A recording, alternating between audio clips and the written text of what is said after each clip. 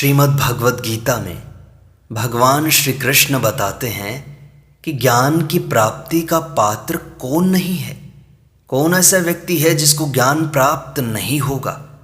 भगवान श्री कृष्ण चौथे अध्याय के 40वें श्लोक में कहते हैं, अज्ञश्च अश्रद्धधानश्च संशयात्मा विनश्यति नायम लोकोस्ति न परो न सुखम संशयात्मनः। श्लोक की व्याख्या करते हुए पूज्य स्वामी रामसुखदास जी साधक संजीवनी में लिखते हैं कि जिस पुरुष का विवेक अभी जागृत नहीं हुआ है तथा जितना विवेक जागृत हुआ है उसको महत्व नहीं देता, और साथ ही जो अश्रद्धालु है, ऐसे संशय युक्त पुरुष का पारमार्थिक मार्ग से पतन हो जाता है। कारण कि संशय युक्त पुरुष की अपनी बुद्धि दो प्राकृत शिक्षा रहित है और दूसरे की बात का आदर नहीं करता। फिर ऐसे पुरुष के संशय कैसे नष्ट हो सकते हैं, और संशय नष्ट हुए बिना उसकी उन्नति भी कैसे हो सकती है। अलग अलग बातों को सुनने से यह ठीक है या वह ठीक है, इस प्रकार संदेह युक्त पुरुष का नाम संशय आत्मा है। पारमार्थिक मार्ग पर चलने वाले साधक में संशय पैदा होना स्वाभाविक है, क्योंकि वह किसी भी विषय को पढ़ेगा तो कुछ समझेगा और कुछ नहीं समझेगा।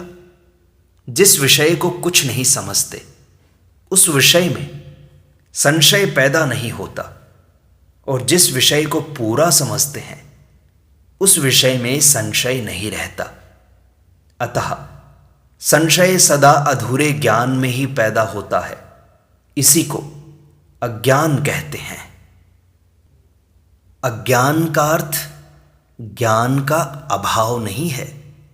अधूरे ज्ञान को पूरा ज्ञान मान लेना ही अज्ञान है।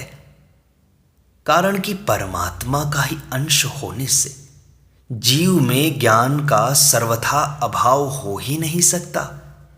केवल नाशवान असत की सत्ता मानकर उसको महत्व दे देता है। असत को सत्ता मानकर भी असत से विमुख नहीं हो पाता। यही अज्ञान है। इसलिए मनुष्य में जितना ज्ञान है, यदि उस ज्ञान के अनुसार वह अपना जीवन बना ले तो अज्ञान सर्वथा मिट जाएगा और ज्ञान प्रकट हो जाएगा। कारण कि अज्ञान की स्वतंत्र सत्ता है ही नहीं। इसलिए संशय का उत्पन्न होना हानिकारक नहीं है, अपितु संशय को बनाए रखना, उसे दूर करने की चेष्टा न करना ही हानिकारक है। संशय को दूर करने की चेष्टा न करने पर वह संशय ही आपका सिद्धांत बन जाता है। कारण कि संशय दूर न होने पर मनुष्य सोचता है कि पारमार्थिक मार्ग में सब कुछ ढकोसला है, और ऐसा सोचकर उसे छोड़ देता है तथा नास्तिक बन जाता है। परिणाम स्वरूप उसका पतन हो जाता है। इसलिए अपने भीतर संशय का रहना साधक को बुरा लगना चाहिए। संशय बुरा लगने पर जिज्ञासा जागृत होती है, जिसकी पूर्ति होने पर संशय विनाशक ज्ञान की प्राप्ति होती है। साधक का लक्षण है खोज करना। यदि वह मन और इंद्रियों से देखी बात को ही सत्य मान लेता है तो वहीं रुक जाता है, आगे नहीं बढ़ पाता। साधक को निरंतर आगे ही बढ़ते रहना चाहिए। जैसे रास्ते पर चलते समय मनुष्य यह न देखे कि कितने मील आगे आ गए, अपितु यह देखे कि कितने मील अभी बाकी पड़े हैं, तब वह ठीक अपने लक्ष्य तक पहुंच जाएगा। ऐसे ही साधक यह न देखे कि कितना जान लिया, अर्थात अपने जाने हुए पर संतोष न करे, अपितु जिस विषय को अच्छी तरह नहीं जानता उसे जानने की चेष्टा करता रहे। इसलिए संशय के रहते हुए कभी संतोष नहीं होना चाहिए, अपितु जिज्ञासा अग्नि की तरह दहकती रहनी चाहिए। ऐसा होने पर साधक का संशय संत महात्माओं अथवा ग्रंथों से किसी न किसी प्रकार से दूर हो ही जाता है। संशय दूर करने वाला कोई न मिले तो भगवान की कृपा से उसका संशय दूर हो जाता है। पूज्य स्वामी रामसुखदास जी श्लोक की व्याख्या करते हुए विशेष बात बतलाते हैं कि जीवात्मा परमात्मा का अंश है। भगवान कहते हैं गीता के 15वें अध्याय के 7वें श्लोक में, ममैवांशो जीवलोके जीवभूतः सनातनः। इसलिए जब उसमें अपने अंशी परमात्मा को प्राप्त करने की भूख जागृत होती है और उसकी पूर्ति न होने का दुख होता है, तब उस दुख को भगवान सह नहीं सकते, अतः उसकी पूर्ति भगवान स्वतः करते ही हैं। ऐसे ही जब साधक को अपने भीतर स्थित संशय से व्याकुलता या दुख होता है, तब वह दुख भगवान को असह्य होता है। संशय दूर करने के लिए भगवान से प्रार्थना नहीं करनी पड़ती, अपितु जिस संशय को लेकर साधक को दुख हो रहा है, उस संशय को दूर करके भगवान स्वतः उसका वह दुख मिटा देते हैं। संशयात्मा पुरुष की एक पुकार होती है जो स्वतः भगवान तक पहुंच जाती है। संशय के कारण साधक की वास्तविक उन्नति रुक जाती है, इसलिए संशय दूर करने में उसका हित ही है।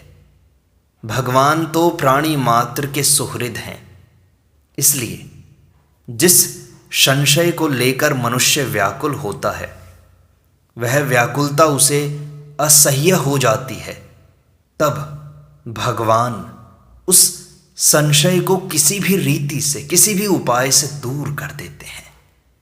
हमसे गलती यही होती है कि मनुष्य जितना जान लेता है उसी को पूरा समझकर अभिमान कर लेता है कि मैं ठीक जानता हूं। यह अभिमान महान पतन करने वाला हो जाता है। नायम लोकोस्ति न परो न सुखम संशयात्मनः। श्लोक में आगे कहा कि ऐसे संशयात्मा मनुष्य जो अज्ञ और अश्रद्धालु हैं, उनको कहीं भी सुख नहीं है। तात्पर्य यह है कि भीतर संशय रहने पर भी उस मनुष्य की न तो अपनी विवेकवती बुद्धि है और न वह दूसरे की बात ही मानता है। इसलिए उस संशयात्मा मनुष्य का पतन हो जाता है। उसके लिए न यह लोक है, न परलोक है और न ही सुख है। संशयात्मा मनुष्य का इस लोक में व्यवहार बिगड़ जाता है, कारण कि वह प्रत्येक विषय में संशय करता है। जैसे यह आदमी ठीक है या गलत है, यह भोजन ठीक है या गलत है, इसमें मेरा हित है या अहित है इत्यादि। उस संशयात्मा मनुष्य को परलोक में भी कल्याण की प्राप्ति नहीं होती, क्योंकि कल्याण में निश्चयात्मिका बुद्धि की आवश्यकता होती है और संशयात्मा मनुष्य दुविधा में रहने के कारण कोई एक निश्चय नहीं कर सकता। जैसे जप करूं या स्वाध्याय करूं, संसार का काम करूं या परमात्मा प्राप्ति करूं, क्या करूं? भीतर संशय भरे रहने के कारण उसके मन में भी सुख शांति नहीं रहती। इसलिए विवेकवती बुद्धि और श्रद्धा के द्वारा संशय को अवश्य ही मिटा देना चाहिए। दो अलग अलग बातों को पढ़ने सुनने से संशय पैदा होता है।